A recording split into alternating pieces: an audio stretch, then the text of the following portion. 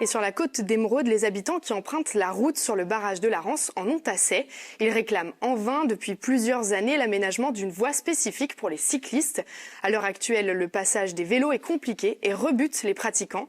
Reportage de Philippe Berthoud avec le collectif qui s'est formé pour défendre la cause.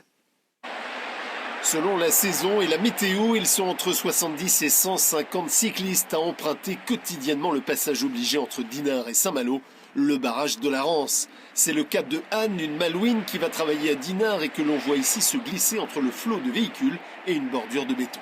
Ce matin, je me suis encore fait klaxonner parce que quand on double un cycliste, ça ralentit un peu le flux des voitures.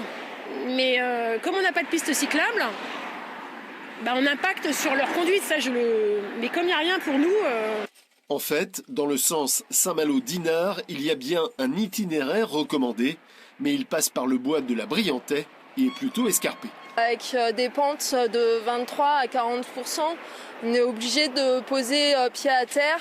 Avec des vélos légers ou tout terrain, ça passe, mais ça devient extrêmement compliqué si on a des vélos chargés ou avec des remorques. Et une fois sur le pont, côté nord, ça ne s'arrange toujours pas pour les vélos. Il y a des grilles qui permettent le passage de l'air pour l'usine marémotrice. Et en fait, ces grilles, elles sont hyper glissantes, même si on a des bons pneus. Et ça abîme aussi beaucoup les pneus.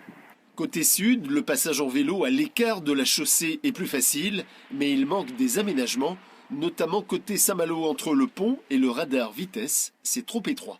C'est étroit, mais c'est faisable. Et puis surtout, il y aurait un aménagement qui serait à faible coût, qui serait possible d'agrandir un petit peu et de rendre ça plus praticable et que les usagers des deux bords puissent s'entendre, à la fois les pêcheurs et également ceux qui roulent à vélo. Pour sa part, le conseil départemental d'Ille-et-Vilaine rappelle que la création d'une piste cyclable à haut niveau de service fait partie de ses priorités.